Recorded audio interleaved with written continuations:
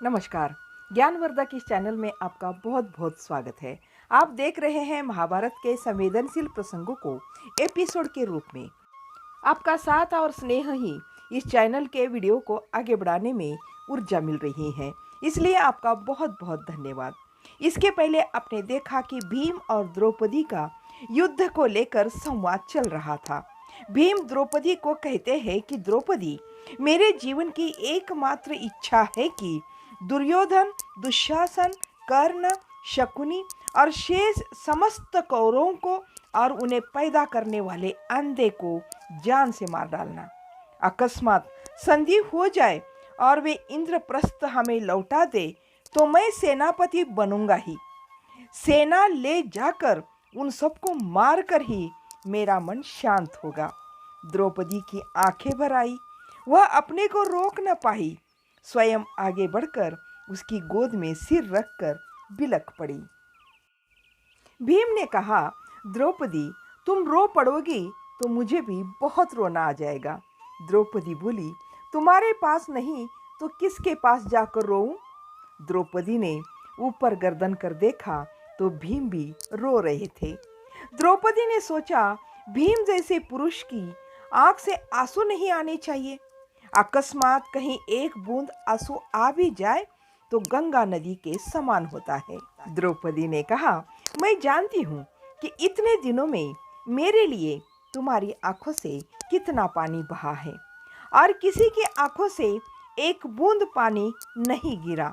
यह कहकर अपने हाथ से, अपने आंचल से उसकी आंखों को पोंछते समय उसे तसल्ली हुई।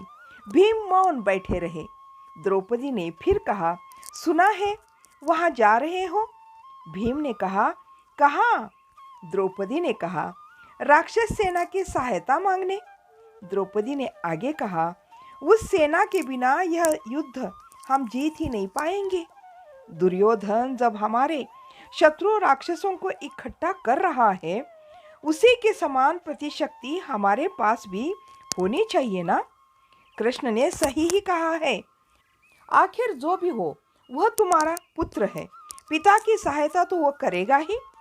भीम मौन ही रहा। बातें करते करते बहुत देर हो चुकी थी। भीम ने कहा, द्रौपदी, अब तुम जाओ। दासियां नीचे प्रतीक्षा करती होंगी। उस नगर में सारे घर गोल से बने हुए थे। चोर उचक्के या शत्रुओं के लिए प्रवेश आसान न था। फिर भी भीम दासियों को साथ लेकर अपने घर से तीसरे घर में, जहां उसका निवास था, छोड़ आए। अब भीम अपने पुत्र को आमंत्रित करने के लिए चल पड़े। 2 मार्गदर्शक और 20 अच्छे घुड़सवारों के साथ लेकर पुत्र को लाने वे चल पड़े। उसने तो अकेले जाने का हठ किया था, परंतु धर्मराज, अर्जुन, कृष्ण, द्रौपदी आदि कोई भी इससे सहमत नहीं हुए। उपप्लाव्य नगर मत्स्य देश के उत्तर भाग में था। वहां से हिडिंब प्रदेश जाने को कुरु प्रदेश लांग कर जा सकते थे। पांचाल देश होकर भी जा सकते थे। कुरु प्रदेश के दक्षिण भाग से वारणावत से होते हुए जाए तो 1 रात और 1 दिन की पैदल यात्रा थी। घने जंगल में यह मार्ग जनसंचार के योग्य था ही नहीं। भीम को पहले की धुंधली सी याद आई। जान बचाने के लिए यह पांचों माँ के साथ चढ़ाइयाँ उतराइयाँ पार करके किस प्रकार पहुँच गए थे। हिडिंब प्रदेश कोई ऐसा प्रदेश न था कि जिसके आसपास के राजाओं ने उसकी सीमा पर उनका अधिकार स्वीकार कर लिया हो। एक ओर कुरु और दूसरी ओर पांचाल राज्य करते थे। वह प्रदेश ऐसा था कि कोई भी भीतर घुसने का और उसे अपने अधिकार में लेने का साहस ही नहीं कर पाता था। घोर जंगल था वह। शेर, चीतों जैसे भयानक जंतुओं से भरे उस प्रदेश में जाकर कोई भी आर्य जाति नहीं बच सकती थी। शिकार, कुछ कंदमूल, जंगली जानवर और अपने आप उगने वाले बांस के चावल आदि पर जीने वाली राक्षस जाति के अतिरिक्त वहाँ किसी और समुदाय के लिए ठहरना संभव नहीं था। राक्षस दूसरों को वहाँ घुसने भी नहीं देते थे। धर्म, अर्जुन आदि ने बताया कि उसमें कुरु प्रदेश होकर नहीं जाना चाहिए। दुर्योधन का निशाना वही है। उसका काम तमाम करने के लिए दुर्योधन सतत प्रयत्नशील है। उसके देश से जाने पर वो छोड़ेगा भी नहीं। अतः सबसे लंबा रास्ता ही उन्होंने सुझाया था। भीम तो एक ही रास्ते से जाना चाहते थे। वारणावत से एक दिन एक रात जंगल में तेजी से चलकर पहुंच जाते। उसके साथ शस्त्रास्त्र सज्जित 10 घुड़सवार आगे थे। पीछे 10 अंगरक्षक थे। बीच बीच में खाना पकाने के लिए चावल, आटे की बोरियां, घी के बर्तन, उसके बैठने और विश्राम करते समय देखभाल करने के लिए पहरा देने वाले भी साथ में थे।